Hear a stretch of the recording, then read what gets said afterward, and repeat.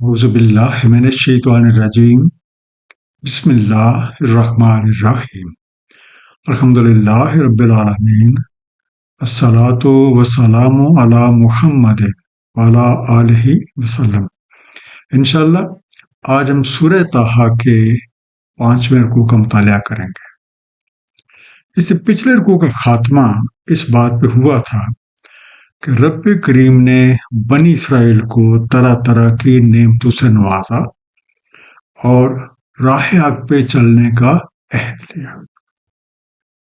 حضرت موسیٰ علیہ السلام کی عدم موجودگی میں سامری نے ایک بچڑا بنایا جس کی وجہ سے بنی اسرائیل بھٹک گئے، اور اکثر لوگوں نے اسی کو بلا سوچے سمجھے اپنا الہ قرار دے دیا۔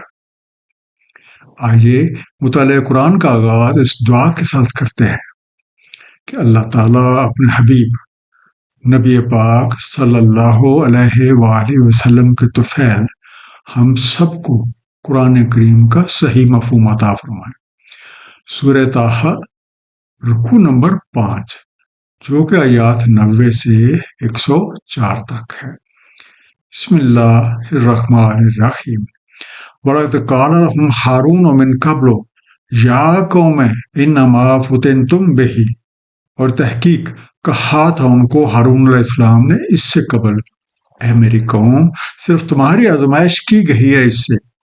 وَإِنَّ رَبَّكُمُ الرَّحْمَنُ فَاتَّبِعُونِي وَأَطِیعُوا أَمْرِی، اور تمہارا رب تو الرحمن ہے، بس میری اتباع کرو اور اطاعت کرو میرے امر کی۔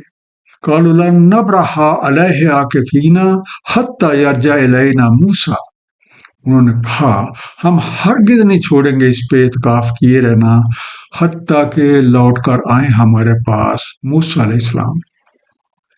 انڈر لائن لفظ ہے عاکفین، عین کاف فے سے بنا، کسی چیز یا جگہ پر تعظیماً یا عقیدتاً جم کے کر یا چپک کر بیٹھنے والے، کلیونگ اور سٹکنگ ونس۔ حضرت موسیٰ علیہ السلام نے رب کریم سے طے شدہ ملاقات پر روانہ ہونے سے پہلے حضرت ہارون علیہ السلام کو اپنا خلیفہ مقرر کیا تھا۔ اس بات کا ذکر ہمیں سورہ اعراف کی آیت نمبر 142 میں ملتا ہے، اور ہم نے وعدہ فرمایا موسیٰ علیہ السلام سے 30 راتوں کا، اور ہم نے تکمیل کی ساتھ اس کی 10 کے، پس تمام ہوئی میقات تمہارے رب کی 40 راتیں۔ اور کہا تھا موسیٰ علیہ السلام نے اپنے بھائی ہارون سے میرا خلیفہ رہو میری قوم میں، اور اصلاح کرنا اور نہ اتباع کرنا مفسدین کی راہ کی۔ رب کریم کی خوشنودی حاصل کرنے کی خواہش میں حضرت موسیٰ علیہ السلام وقت مقرر سے پہلے ہی مقرر جگہ پہ جا پہنچے، جس کا مطالعہ ہم پچھلے رکوع میں کر چکے ہیں۔ حضرت ہارون علیہ السلام نے موسیٰ علیہ السلام کی عدم موجودگی میں بنی اسرائیل کو رائے راست پہ رکھنے کی ہر ممکن کوشش کی، لیکن جب سامری نے بچڑا بنا کے لوگوں کے سامنے پیش کیا تو کچھ لوگ اس پہ اس طرح سے فریفتہ ہوئے کہ وہ کوئی بھی بات سننے پہ تیار ہی نہ تھے۔ انہوں نے اپنے رب کا جو تصوراتی بت بنایا تھا وہ اس کی حضرت موسیٰ علیہ السلام سے تصدیق چاہتے تھے، کیونکہ وہ جانتے تھے کہ موسیٰ علیہ السلام نے اپنے رب کو دیکھ رکھا ہے۔ قال یا ہارون ما منعک اذا رأیتہم ضلوا، فرمایا موسیٰ علیہ السلام نے اے ہارون کس چیز نے منع کیا تجھے جب تم نے دیکھا کہ وہ بھٹک گئے ہیں؟ اللہ تتبعن افعصیت امری، کیا تم نے میری اتباع نہ کی؟ کیا تم نے معصیت کی میرے امر کی؟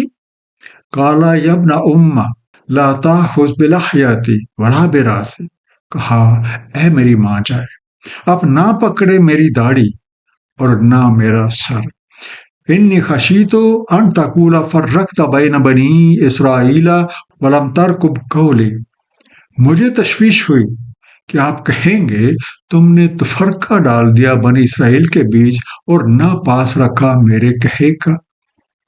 انڈر لائن لفظ ہے افعصیت، ऐन स्वाद ये से बना।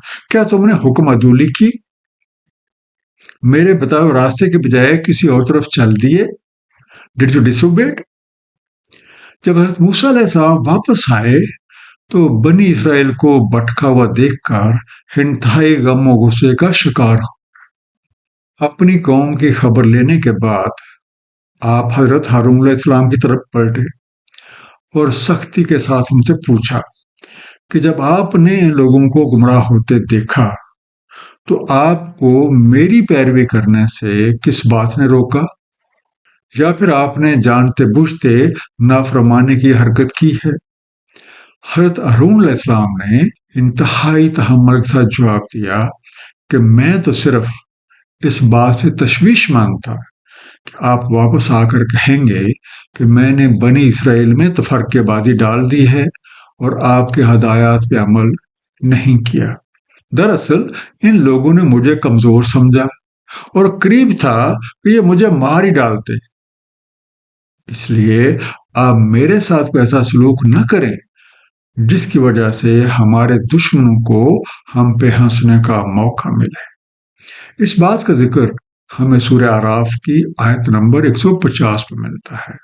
और डाल दी अलवाह और पकड़ा सर अपने भाई का, खींचा अपनी तरफ, कहा ए मेरी मां के बेटे, बेशक कौम ने मुझे कमजोर जाना और करीब था कि मुझे कत्ल ही कर देते, तो ना हंसाइए मुझ पे अदावत रखने वालों को और ना शामिल करे मुझे जालिम कौम के साथ। जब हज़रत मूसा अलैहिस्सलाम का गुस्सा ठंडा हो गया तो उन्होंने अपने और अपने भाई के लिए दुआ मगफिरत की। काला फमा खत्म का या सामरी, फरमाया तो क्या माजरा है तुम्हारा ए सामरी? काला बसुर तो बेमालम जब स्वरूप ही फाका बस तो कब तम मिन आसार रसूल, बोला मैंने देख लिया उसको जो ना देखा उन्होंने इसमें, सो मैंने कब्जे में ली एक मुट्ठी आसार रसूल से, फाना बस तो हा वकाल का सब वलात ली नफ्से, सो डाल दी इसमें और इस तरह अच्छा बताया मुझे मेरे नफ्स में। अंडरलाइन लफ्ज है सवालात, सीन वाओ लाम से बना, किसी चीज को आरास्ता करके दिखाना, एम्बेलिश्ड। अब हज़रत मूसा अलैहिस्सलाम सामरी की तरफ मतवज्जो हुए और उससे पूछा कि तुम्हारा क्या मामला है? उसने जवाब दिया कि मैंने एक ऐसी चीज देख ली जो औरों को नजर न आए, तो मैंने रसूल के नक्शे पा से एक मुट्ठी भर ली और फिर उसको बछड़े के धड़ में डाल दिया और मुझे मेरे नफ्स ने ये काम बहुत भला कर दिखाया। काला फजहब फाइन अला का फिल हयात अन तकूला अल्लाह में सांस, फरमाया तो जा, बेशक तुम्हारे लिए जिंदगी में है कि तू कहता रहे ना छूना मुझे, वाइन अला का मौदल लन तुखलफा, और बेशक तुम्हारे लिए एक वादा है हर कितना खिलाफ होगा तुझसे, वंजुर इला इलाहिकल्लज़ी ज़ल्ता अलैहि आकिफा, और नजर डाल अपने इलाह की तरफ जिसपे तू इत्काफ किए रहा, लनुहर्रिकन्नहु सुम्मा लननसिफन्नहु फिल जम्मे नस्फा, हम उसे जरूर जला देंगे फिर हम जरूर इसकी राख बखेर देंगे लहरों में। लननसिफन्ना, नून सीन फे से बना, हम जरूर उसे रेजा रेजा कर देंगे, बखेर देंगे, विल श्योरली स्कैटर इट। हज़रत मूसा अलैहिस्सलाम ने सामने से कहा कि जा, जिंदगी भर तुम्हारे लिए यही सजा है कि तू ये कहता फिरे मुझे मत छुओ, टच मी नॉट। ये एक ऐसा वादा है जिसकी हरगिज़ खिलाफ वर्जी ना होगी और जो कोई भी तुझ जैसा काम करेगा उसका यही हशर होगा। और अपन जिस तखलीक को तुमने इलाह करार दे रखा था, अब उसकी तरफ देख, हम उसके साथ क्या मामला करते हैं, हम उसे जला देंगे फिर उसकी राख को पानी में बहा देंगे। कुरान करीम की शान ये है, ये नबियों और रसूलों की जबान मुबारक से उन कायनाती कवानीन का तारफ पेश करता है जिनके तहत निज़ाम कायनात चल रहा है और हमारी हरकतों के फैसले होते हैं। इसलिए हम सबको اپنے ارد گرد کا بغور مشاہدہ کرنا چاہیے۔ انما الہکم اللہ الذی لا الہ الا ہو، تمہارا الہ تو وہی اللہ تعالیٰ ہے، نہیں کوئی الہ سوائے اس کے۔ واسع کل شیء علما، وسعت میں ہے اس کے علم میں ہر شے۔ کذالک نقص علیک من انباء ما قد سبق، اس طرح ہم سرگزشت بیان کرتے ہیں تم سے پہلے گزری ہوئی باتوں سے۔ وقت اتیناک من لدنا ذکر، تحقیق ہم نے دیا ہے تجھے اپنے پاس سے ایک ذکر۔ ہے لوگو، یاد رکھو تم سب کا الہ حقیقی اللہ تعالیٰ ہے، وہی اپنی تمام مخلوقات کا حاجت روا ہے، اور اس کی شان یہ ہے کہ اس کائنات کی ہر ایک چیز اسی کے وجود سے علم میں آئی ہے، اور وہ ہر ایک کے احوال سے خوب واقف ہے۔ اقوام گزشتہ کے قصے بیان کرنے کا مقصد کوئی تاریخی واقعات بیان کرنا نہیں ہے، بلکہ یہ کہ لوگ ان سے عبرت حاصل کریں، کیونکہ جن وجوہات کی بنیاد پہ کسی فرد یا کسی قوم پہ کوئی عذاب آیا، آج بھی وہی قانون لاگو ہے۔ اس لیے اگر کوئی آج بھی ایسا فعل کرے گا تو اس کا انجام بھی انہی جیسا ہوگا۔ رب کریم کی یہ خاص کرم نوازی ہے کہ اس نے ہمیں اپنے پاس سے یعنی نصیحت اور حکمت سے بھرپور ضابطہ حیات یعنی قرآن کریم عطا فرمایا ہے۔ سورہ نحل آیت نمبر 44 میں ارشاد ہے، ہم نے نازل فرمایا ہے آپ کی طرف ایک ذکر، تاکہ آپ کھول بیان کریں لوگوں کو جو کچھ نازل کیا گیا ہے ان کی طرف، تاکہ وہ تفکر کریں۔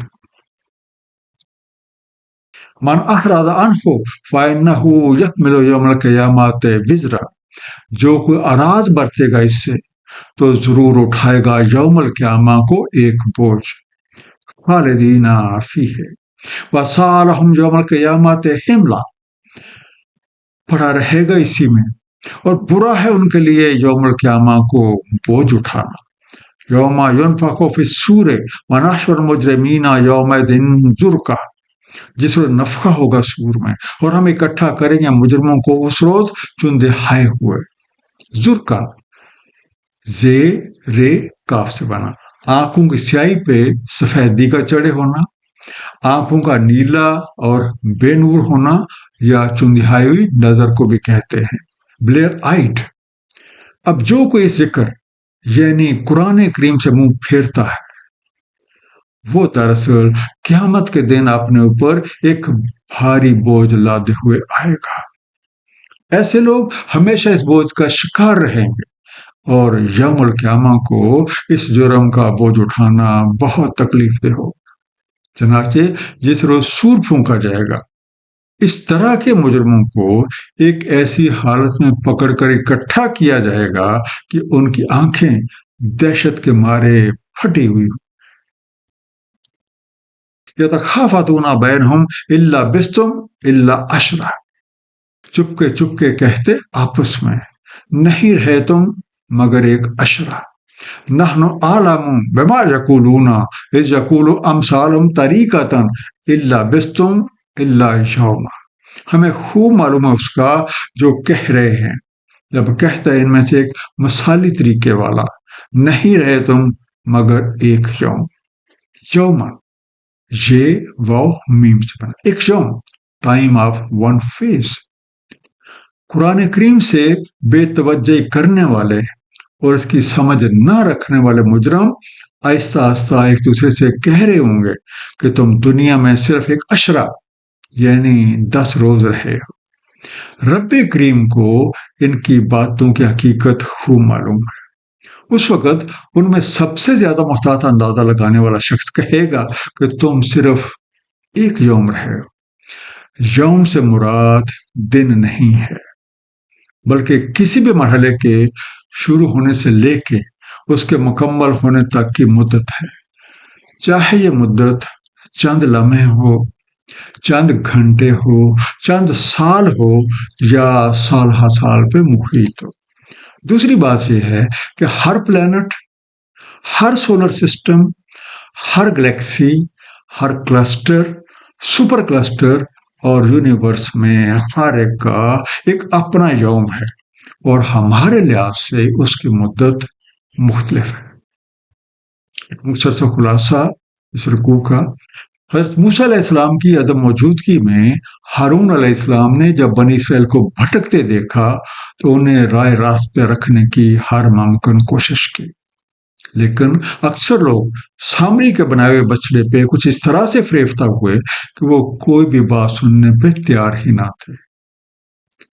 موسیٰ علیہ السلام کو اپنے قوم کے بھٹکنے کی خبر مل چکی تھی، چنانچہ آپ سخت غصے اور تعصب کی حالت میں واپس آئے، قوم سے باز پرس کی اور اپنے بھائی کے ساتھ بھی سختی سے پیش آئے، اور پھر سامری کو اس کے عبرتناک انجام سے آگاہ کیا۔